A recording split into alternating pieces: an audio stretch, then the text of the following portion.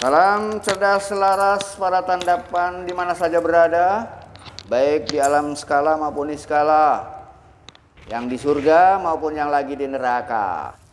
Bertemu kembali dengan Hyang Weldo, pengelola channel khusus yang mengkaji persoalan-persoalan kehidupan dalam tataran spiritualitas.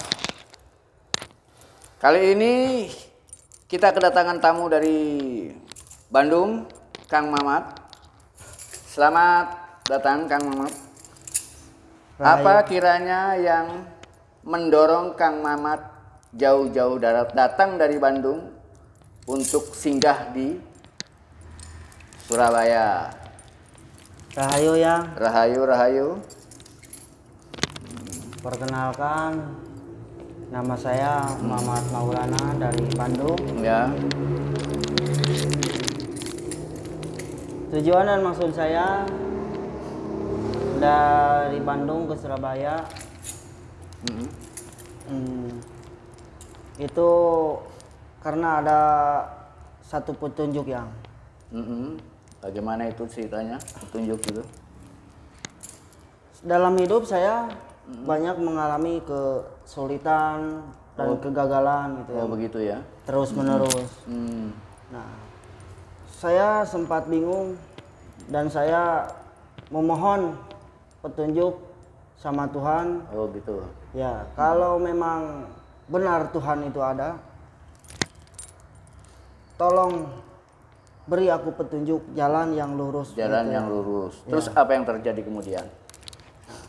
Setelah 2 hari kemudian, entah itu keajaiban atau suatu kebetulan, Ya. muncul channelnya Hyang Weldo. Secara tidak sengaja. Secara tidak sengaja. Lalu saya ikuti channelnya Hyang. Setelah saya ikuti dan pelajari, channel Hyang itu menjawab semua pertanyaan-pertanyaan yang selama ini saya tanyakan dalam hati saya gitu ya. Kemudian gimana? Nah, kemudian saya memutuskan untuk ke Surabaya menanyakan langsung kepada Hyang dan bertanya langsung Tentang apa? tentang jati diri agar lebih jelasnya Hyang itu. Ya, ini sebuah perjalanan yang cukup lumayan. Ya. Dia didorong oleh satu kesungguhan sehingga sampai ke sini ya Kang Mamat. Ya. Makanya saya hanya ingin mengenal siapa diri saya yang Begitu ya. sebenarnya yang sebagaimana statement agama yang pernah saya dengar, man aropa nafsahu Wakot wakod aropa robahu. Barang siapa yang mengenal dirinya, maka ia akan mengenal Tuhannya. Monggo yang silakan. Singkat kata, sampean ingin mengenal diri sekaligus mengenal Tuhan. Oke.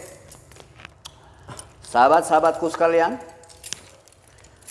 perintah untuk mengenal siapa diri kita yang sebenarnya itu sendiri sudah menunjukkan bahwa diri kita yang saat ini kita kenal bukan yang sebenarnya.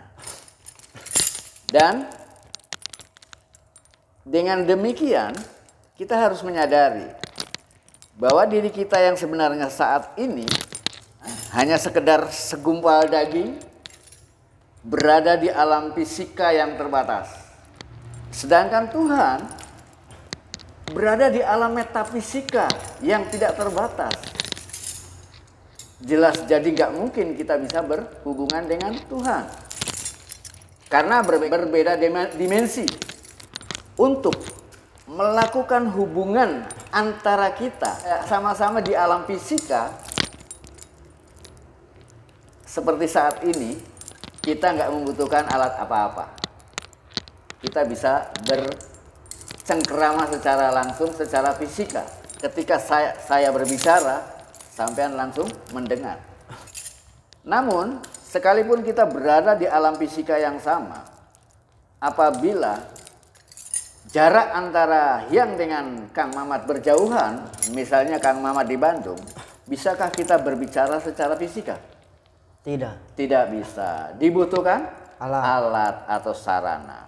Sarananya adalah HP, telepon. Nah, pada saat kita berbicara di handphone, kita masing-masing tetap berbicara secara fisika. Namun, suara yang kita ucapkan itu terkirim berubah menjadi gelombang metafisika. Ya kan? Iya. Yang kemudian diterima oleh si penerima secara fisika. Jadi untuk berbicara, untuk berdialog di tingkat horizontal di alam fisika yang sama, hanya dikarenakan adanya jarak kita membutuhkan sarana. Iya. Bagaimana kita bisa melakukan hubungan dengan Tuhan? Hubungan kita bukan horizontal tapi vertikal. Kita dibatasi oleh berbagai macam dimensi. Ada dimensi metafisika, ada dimensi maha metafisika. Ya, banyak dimensi. Kita hanya punya tubuh, panca indera, pikiran, kesadaran, jiwa, dan ruh. Seluruh kemampuan kita seperti tubuh, panca indera, dan pikiran tidak akan mampu menjangkau alam metafisika Tuhan. Maka untuk menjangkau di sana dibutuhkan sarana. Bahkan kita tidak hanya tergantung pada sarana, tapi juga pada kualitas diri. Bagaimana mungkin kita bisa berhubungan dengan Tuhan yang maha metafisika, sementara kita ini masih berdiri di atas fisika? Maka yang harus kita lakukan adalah bagaimana mengembangkan dan meningkatkan kesadaran diri kita. Iya, yang Karena yang bisa berhubungan dengan Tuhan adalah ruh. Ruh dan Tuhan itu ada pada satu gelombang di metafisika yang sama. Sehingga kita mampu meningkatkan diri kita ke tingkat kesadaran ruh. Karena hubungan antara ruh dengan Allah itu dekat, ada di dalam satu dimensi. Sebagaimana Atman dengan Brahman. Sebagaimana Tuhan Anak dengan Tuhan Bapa. Oleh karena itu dikatakan dalam statement agama, man arofa nafsahu waqad arofa robahu. Barang siapa mengenal dirinya maka akan mengenal Tuhannya. Karena kita untuk mengenal Tuhan, maka kita harus mampu meningkatkan diri kita hingga kita tahu siapa diri kita yang sebenarnya. Karena diri kita yang sebenarnya itu ada pada gelombang yang sama dengan gelombangnya Tuhan. Siapa diri kita yang sebenarnya? Itulah yang disebut dengan ruh. Maka kesadaran sebagai ruh itu yang harus kita kembangkan. Tubuh kita yang fisika ini jelas tidak akan mampu memasuki alam metafisika yang berbeda. Coba bayangkan, kita sama-sama di alam fisika saja, sampai masuk ke dalam air atau ke dalam samudra kira-kira bisa nggak? nggak bisa. Nggak bisa, dalam waktu beberapa menit bisa mati tanpa oksigen. Kemudian kalau kita terbang sampai keluar angkasa, bisa nggak kita hidup di sana? Nggak bisa. Tidak bisa. Itu masih di alam fisika. Bagaimana untuk bisa memasuki alam metafisika? Jelas dibutuhkan ketentuan-ketentuan yang jelas. Apalagi memasuki alam Tuhan yang metafisika. Disitulah sehingga kita membutuhkan pengembangan lebih jauh tentang siapa diri kita yang sebenarnya. Oke. Sebagaimana yang sudah kita ketahui tadi, bahwa jarak antara kita dengan Tuhan secara vertikal banyak dibatasi oleh berbagai macam dimensi. Ada dimensi fisika, metafisika, dan maha metafisika. Sedangkan di alam metafisika itu sendiri berlapis 7. Dari mulai alam metafisika yang rendah sampai ke alam metafisika yang tinggi. Sehingga kita tidak boleh salah masuk. Jika kita salah masuk saja sudah salah. Karena alam metafisika rendah itu isinya hanya siluman-siluman. Sehingga kita harus mampu menghindari alam metafisika rendah. Dan bagaimana caranya menghindari itu perlu kita ketahui. Agar kita mampu masuk ke dimensi metafisika ultra, yaitu alam Tuhan. Oleh karena itu, kita wajib untuk meningkatkan kualitas diri, kualitas kemurnian dan kesejatian diri kita sendiri. Sehingga kita mampu mencapai kesadaran tertinggi. Oleh karena itu, kita harus mampu mendaki puncak kesadaran spiritual kita hingga tercapai kebangkitan spiritual. Karena hanya ada dalam kesadaran sejati kita bisa bertemu dan berdialog dengan Tuhan dalam gelombang metafisika yang sama. Lalu bagaimana caranya yang mengembangkan dan meningkatkan segala potensi dan kesadaran ke level kesempurnaannya yang agar kita mampu berkomunikasi dengan substansi maha metafisika yang lebih tinggi dan suci, maka yang perlu kita kembangkan adalah kualitas kesucian dan kemampuan diri. Dan kebutuhan adanya pengetahuan serta teknologi metafisika yang memadai bagaimana seharusnya kita memasuki dimensi metafisika. Dalam memasuki dimensi metafisika, ada ketentuan-ketentuan yang membuat kita mengarah ke dimensi yang infra atau ultra. Apa yang menyebabkan kita masuk ke dimensi infra dan bagaimana seharusnya kita masuk ke dimensi metafisika ultra? Biasanya jika seseorang melakukan laku spiritual kemudian didorong oleh adanya kepentingan-kepentingan dan keinginan-keinginan tertentu, misalnya ingin mendapatkan karomah, ingin mendapatkan daya tarik sehingga dipuja-puji oleh lawan jenis kita, atau kita ingin mendapatkan kesaktian, kekuatan tertentu, atau kita inginkan mendapatkan kekayaan misalnya. Segala keinginan dan kepentingan ini membuat kita terikat. Keterikatan kita pada kepentingan itulah yang mendorong kita memasuki alam metafisika infra, yaitu alamnya siluman. Oleh karena itu, sebaliknya, agar kita terhindar dari alam metafisika infra yang rendah, kecuali memang kita menginginkan itu ya.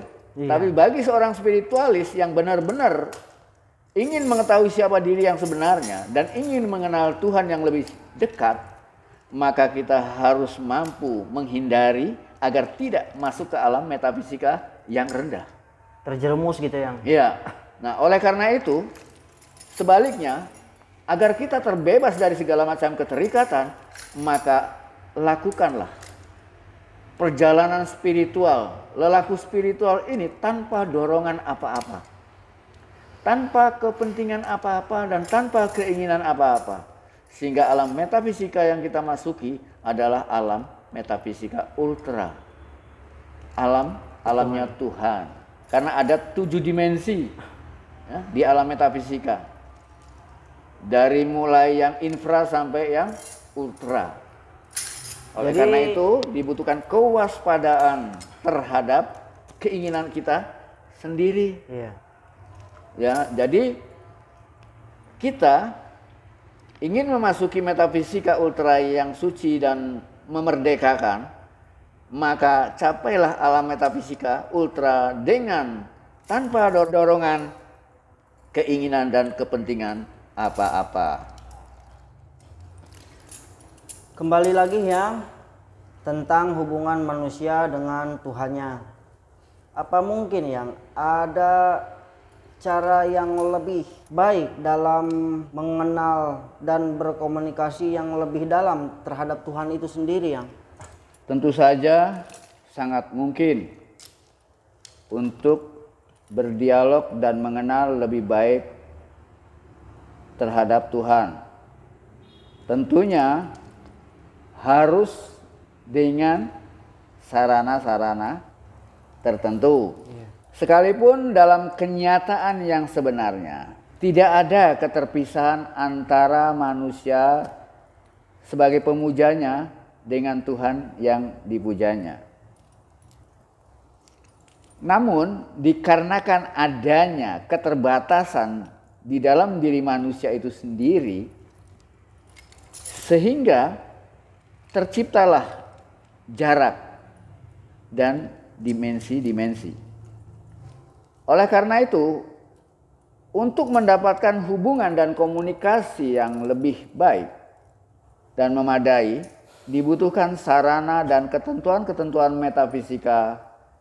Jika kita melihat karena keterbatasan manusia, sehingga kita berprasangka seolah-olah Tuhan yang membatasi dirinya, sehingga sulit untuk kita hubungi dan kita saksikan adanya. Padahal Tuhan seringkali menyatakan dirinya sebagai cahaya di atas cahaya. Pernyataan itu sendiri sudah menunjukkan bahwa Tuhan mudah kita saksikan sebagaimana cahaya, terang, tanpa perlu penerangan yang lain. Dia mampu menunjukkan dirinya sebagaimana apa adanya, tanpa perlu bantuan penerangan apapun. Sebagaimana kita melihat cahaya yang terang dengan sendirinya, sehingga kita nggak perlu cahaya lain untuk menjelaskan keberadaan cahaya itu. Jadi Tuhan sama sekali tidak membatasi dirinya. Bahkan Tuhan ingin dikenal. Yang membuat kita tidak mampu melihat Tuhan, yang membuat kita tidak mampu menyaksikan Tuhan, adalah dikarenakan keterbatasan manusia itu sendiri. Iya. Manusialah yang terkurung oleh keterbatasan-keterbatasan yang ada di dalam dirinya. Banyak keterbatasan yang kita miliki. Misalnya keterbatasan tubuh ragawi kita dengan panca inderanya yang hanya mampu melihat sesuatu yang nampak. Untuk melihat angin saja kita udah nggak mampu. Belum lagi keterbatasan dari pikiran dengan segala pemahaman dan pengetahuannya. Itu membuat kita semakin jauh terpisah dalam nilai-nilai dualitas yang sangat ilusi. Bahkan kita banyak terjebak oleh pikiran, terkurung di dalam pemahaman-pemahaman yang membuat kita semakin jauh dari kenyataan, dari Tuhan. Belum lagi keterbatasan perasaan dengan segala pengalamannya yang membuat kita juga terpuruk ke dalam perasaan-perasaan yang menyedihkan ataupun perasaan-perasaan yang menyenangkan. Ada keterbatasan lagi yang membuat kita semakin terpisah dalam kotak-kotak yang berbeda. Keterbatasan itu tercipta dari pikiran kita. Kita dibatasi oleh berbagai macam kepentingan, pemahaman, sehingga kita menjadi terkotak-kotak antara manusia satu dengan manusia yang lainnya. Sehingga manusia yang satu dengan manusia yang lainnya tidak saling mengenal. Jangankan dengan orang lain, dengan dirinya sendiri saja banyak manusia yang tidak mengenalnya. Itulah akibat dari adanya keterbatasan manusia. Dan manusia tidak menyadari bahwa kita banyak dibatasi oleh cara berpikir kita sendiri. Ya, seperti itulah. Komunikasi terjadi itu karena adanya jarak. Jaraklah yang membuat kita perlu adanya berkomunikasi.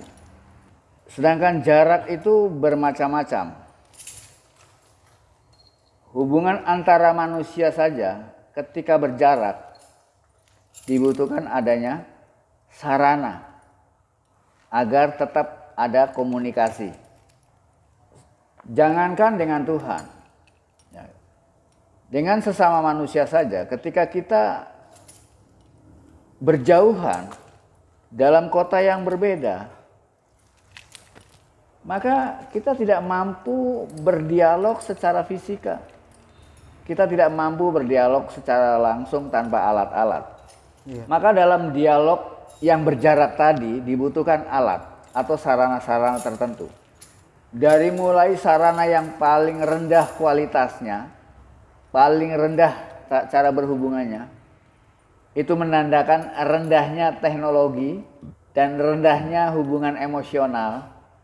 Maka kita bisa memilahnya dalam 4 tingkat komunikasi, secara teknis maupun dalam kedekatan emosional.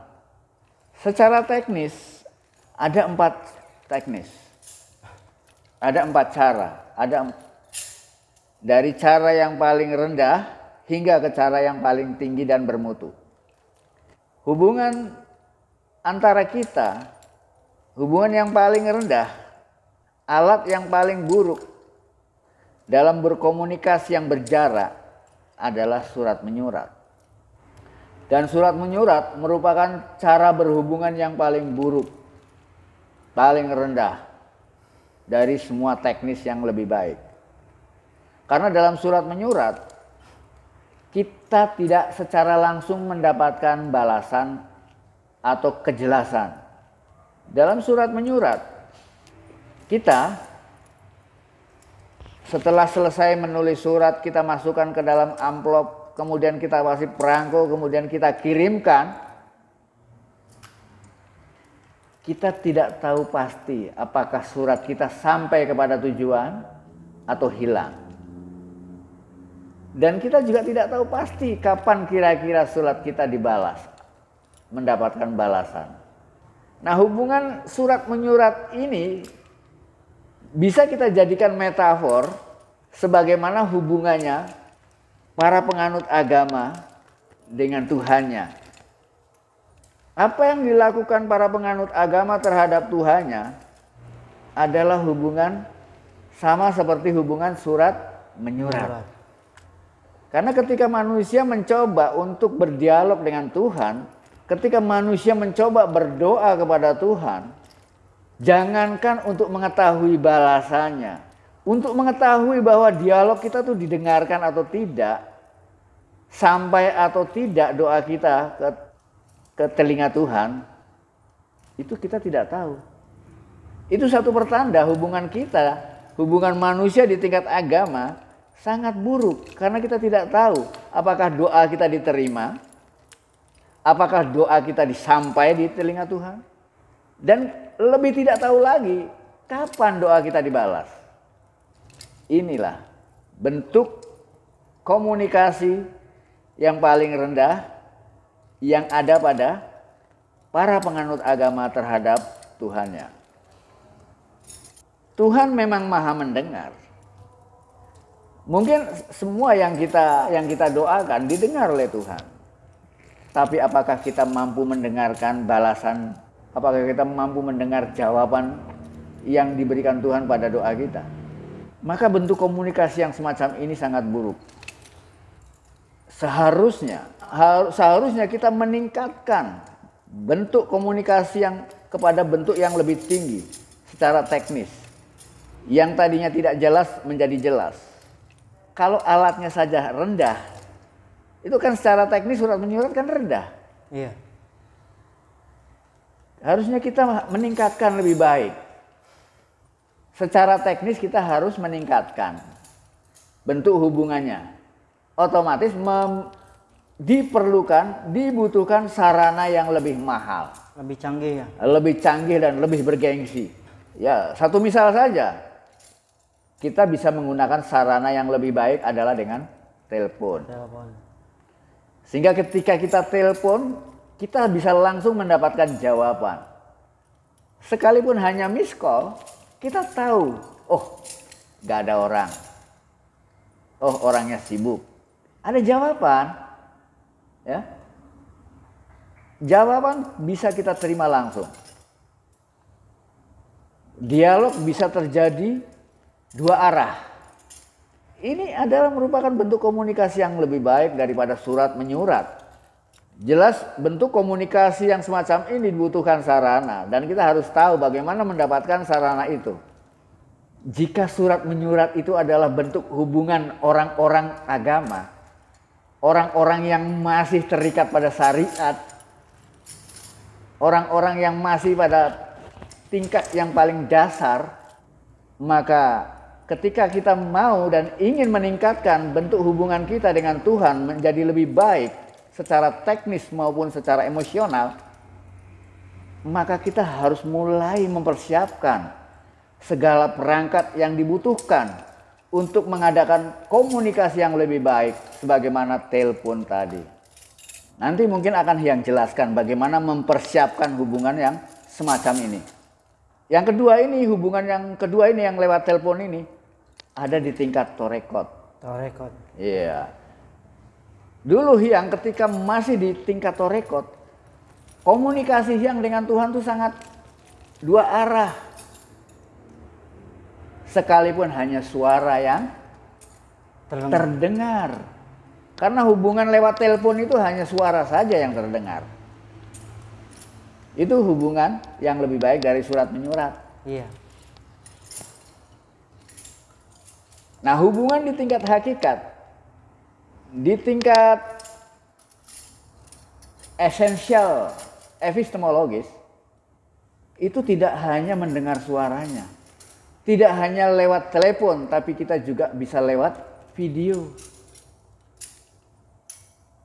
Sehingga kita mampu melihat, mendengar suaranya dan melihat sosoknya.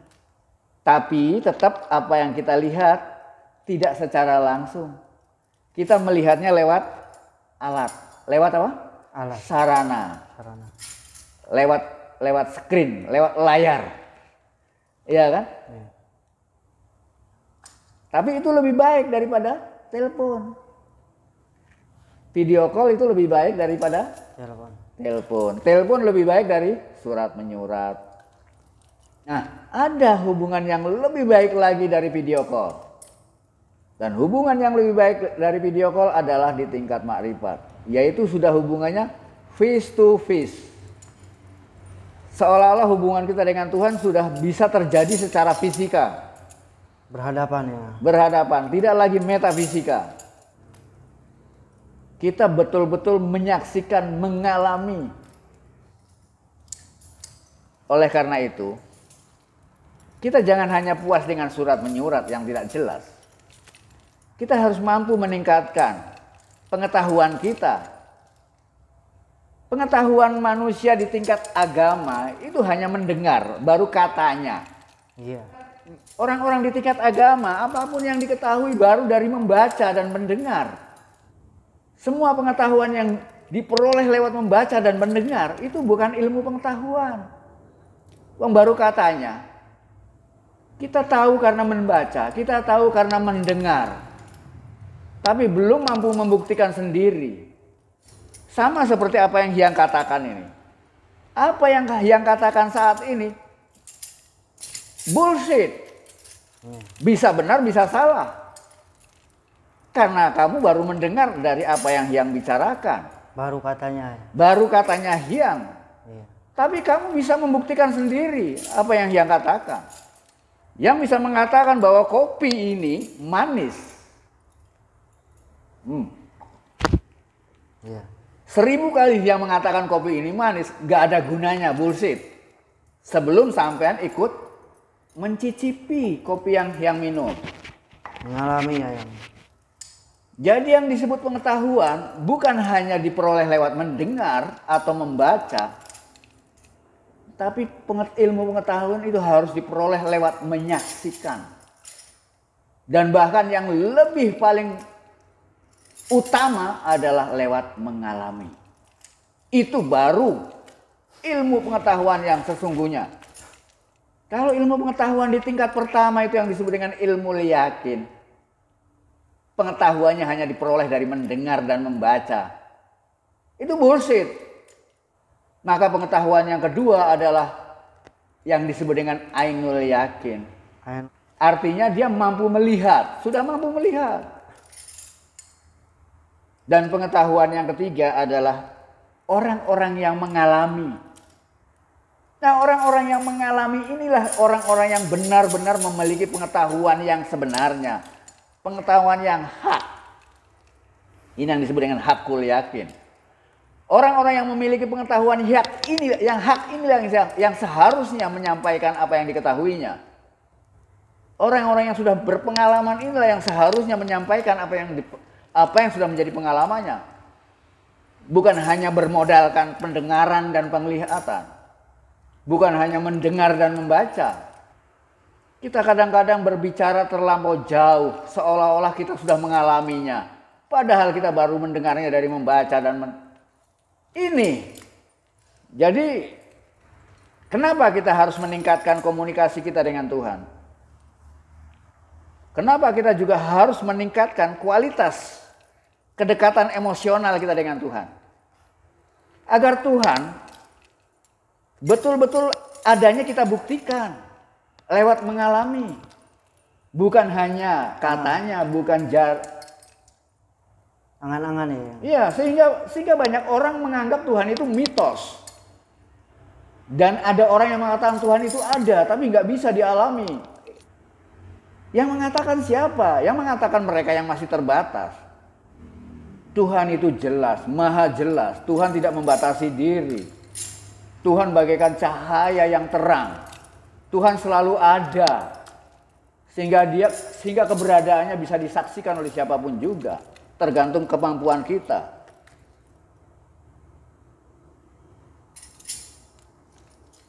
Jadi masalah sarana dalam berkomunikasi dengan Tuhan inilah yang harus kita tingkatkan.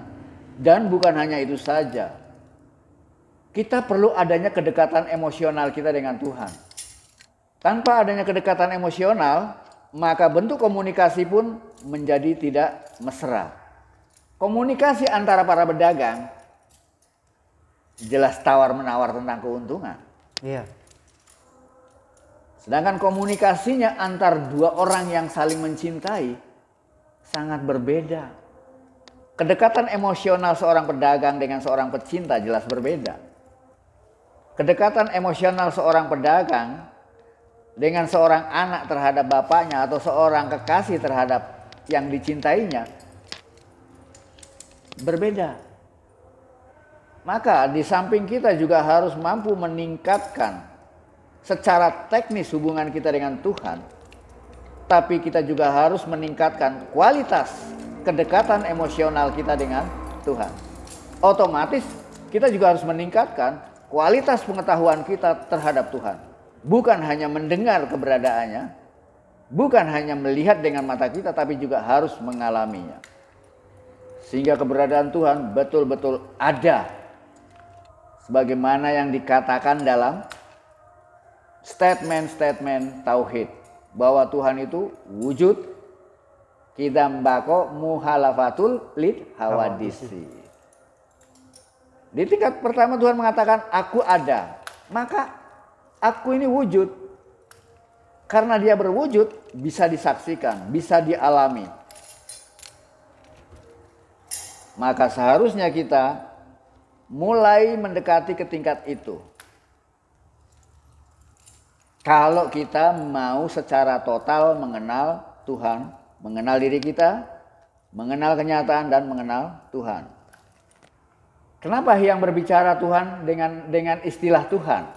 Percuma kalau yang berbicara Tuhan dengan istilah yang lain. Nama Tuhan itu sendiri bagi setiap orang masih mitos, masih dongeng, masih konsep. Bagaimana kita menggunakan nama-nama yang lain? Sejuta nama percuma kita berbicara pada orang-orang yang terbatas. Karena dibatasi oleh pikirannya sendiri. Dibatasi oleh kemampuannya. Oleh keterbatasannya. Karena mereka mungkin tidak mau mencari yang... Padahal manusia punya kemungkinan untuk bisa mendekati Tuhan. Karena Tuhan bukan hayalan. Tuhan ingin dikenal sebagai cahaya, dia sangat jelas dan terang. Cahaya di atas cahaya ya. Iya. Begitu pula hubungan kita, kedekatan emosional kita dengan Tuhan juga harus semakin dekat. Kalau hubungan kita dengan Tuhan seperti hamba dengan raja, ini hubungan yang paling jelek. Hubungan yang paling jauh. Di mana seorang hamba tidak akan bisa bertemu dengan Tuhannya. Jangankan kok kita bisa memasuki kerajaannya, mendekati gerbangnya saja kita sudah dihalau sama para penjaganya. Maka hubungan kedekatan emosional ini pun juga harus kita upayakan. Jelas dengan langkah semakin mengetahui siapa Tuhan yang sebenarnya. Selama ini yang kita ketahui tentang Tuhan kan baru konsep. Kadang-kadang Tuhan kita kenal dalam konsep dualitas. Orang-orang agama mengenal Tuhan itu dalam konsep dualitas. Kadang Tuhan itu penuh dengan kasih sayang, kadang Tuhan dipahami sebagai Tuhan itu jahat. Karena dia suka menghukum, mengancam manusia. Padahal Tuhan terbebas dari seluruh konsep dualitas. Dan konsep dualitas inilah yang disebut oleh agama sebagai syirik. Syirik seringkali dikatakan sebagai cara yang salah dalam memahami Tuhan. Kita memahami Tuhan dalam konsep dualitas, itulah syirik. Menduakan ya. Mendualitaskan. Karena sesungguhnya Tuhan bebas dari segala bentuk dualitas. Semua bentuk dualitas itu produk pikiran dan untuk kepentingan pikiran. Karena semua bentuk dualitas tidak ada dalam kenyataan. Dia hanya ada dalam gagasan-gagasan yang ada di dalam pikiran kita sendiri. Tidak eksis di dalam kenyataan. Jadi kalau kita ingin lebih dekat dengan Tuhan, rubahlah kedekatan emosional kita dengan Tuhan. Jangan hanya bangga sebagai hamba terhadap raja. Agar kita bisa masuk ke dalam rumah Tuhan. Seorang hamba tidak akan bisa masuk ke dalam kerajaan raja. Dalam kerajaan seorang raja. Maka langkah yang selanjutnya harus kita lakukan adalah bagaimana kita meningkatkan hubungan emosional kita dengan Tuhan. Bukan hanya sebagai hamba dengan raja, tapi sebagai anak dengan bapaknya. Bagaimana kita menempatkan diri sebagai anak-anak Tuhan. Dan Tuhan sebagai bapak kita. Hubungan anak dengan Tuhan, hubungan anak dengan bapa itu lebih dekat daripada hubungan hamba dengan raja. Seorang anak bisa menggandeng tangan bapaknya, bisa memasuki rumahnya. Apa yang dilakukan anak terhadap orang tuanya berbeda dengan apa yang dilakukan seorang hamba terhadap rajanya. Seorang hamba, semua yang dilakukan oleh seorang hamba terhadap rajanya itu didorong oleh keinginan dan ketakutan. Sehingga raja pun seringkali memberikan perintah selalu dengan dua hal. Jika kamu mau melakukan perintahku, dikasih hadiah. Nah itu perintah raja, dikasih hadiah kalau kamu mau melakukan perintahku. Tapi kalau kamu tidak mau melakukan perintahku, diancam. Kamu pilih surga atau neraka. Nah ini. Surga dan neraka itu adalah ancaman bagi orang-orang yang masih menempatkan dirinya sebagai hamba di hadapan Tuhan. Hubungan yang lebih dekat adalah hubungan sebagai anak dengan bapaknya. Bagaimana kita menjadi anak-anak Tuhan. Dan Tuhan kita jadikan sebagai bapak kita. Begitu dekatnya hubungan kita dengan Tuhan. Dalam hubungan ini seorang anak tidak meminta lebih jauh sebagaimana permintaan seorang hamba terhadap rajanya. Apa yang diminta seorang anak berbeda dengan yang diminta oleh seorang hamba terhadap rajanya. Anak-anak hanya minta dikasih sayangi. Anak-anak hanya minta dipedulikan, disayangi. Tidak lebih itu. Jadi ada perbedaan.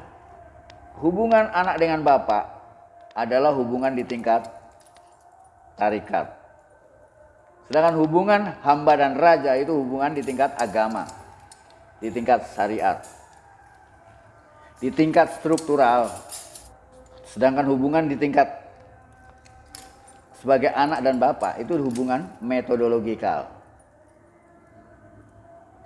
Sebagaimana Yesus mengajarkan pada kita bagaimana meningkatkan hubungan kita dengan Tuhan, mampu menjadi anaknya dan menempatkan Tuhan sebagai bapa.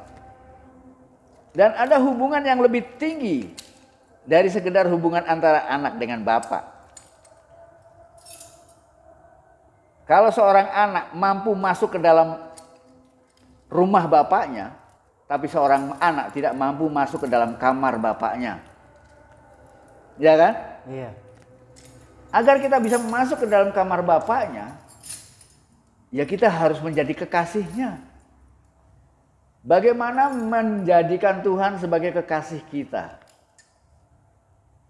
Orang Kristen bilang, bagaimana menempatkan Tuhan sebagai mempelai. Kita menjadi mempelai Tuhan, menjadi kekasih Tuhan, menjadi waliullah. Hubungan di tingkat mahabbah, di tingkat cinta, itu lebih baik, tapi tidak mudah. Karena hubungan di tingkat ini tidak ada lagi permintaan. Seorang pecinta tidak akan meminta apapun terhadap yang dicintainya. Kalau dalam hubungan ini masih ada permintaan, masih ada permohonan, itu namanya bukan cinta, pengemis. Kalau masih ngemis, jangan jadi pecinta. Seorang pecinta, apa yang dilakukan hanya memberi dan memberi. Kemudian menerima, bukan meminta. Kalau meminta, ya anak-anak. Ya, atau menjadi hamba.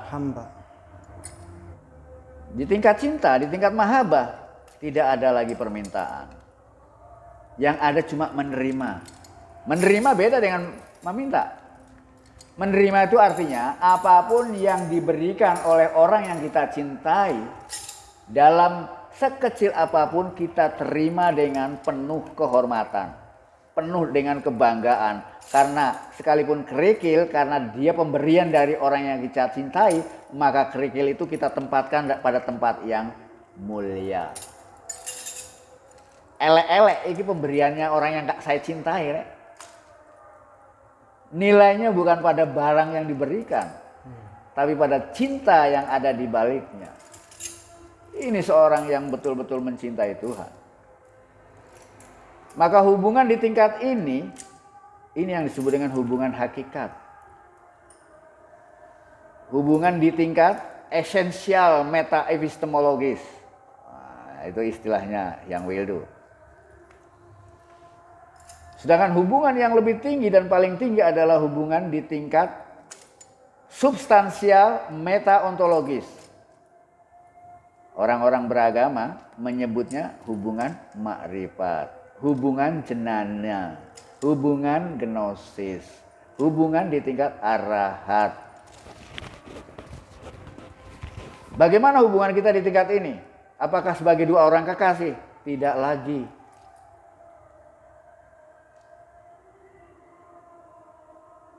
Jadi sudah menyatu ya. Kalau sebagai kekasih itu masih terpisah. Iya, ya. Masih ada aku dan kau. Tapi di hubungan tingkat yang tertinggi sudah ada penyatuan. Ada kemanunggalan. Sehingga tidak ada lagi aku dan kau, tapi yang ada cuma I within you, you within I. Aku ada di dalammu dan engkau ada di dalam diriku. Ya. Dalam setiap hubungan baik di tingkat yang paling rendah maupun di tingkat yang paling atas, cara berkomunikasinya berbeda-beda. Substansi yang kita pahami sebagai Tuhan pun di setiap tingkatan bisa berbeda-beda.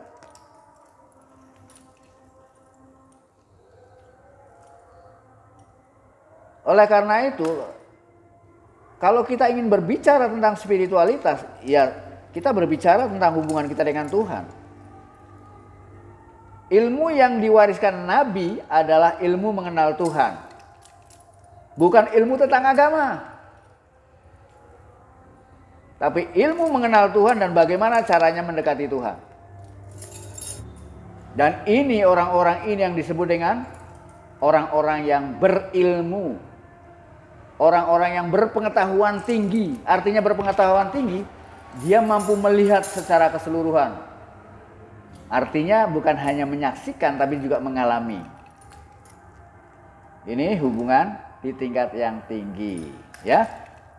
Untuk nanti akan yang jelaskan masalah bagaimana mempersiapkan perangkat agar kita mampu bergaul dengan Tuhan, mampu berkomunikasi dengan Tuhan dengan cara dan teknis yang lebih dekat. Oke, ya. Oke.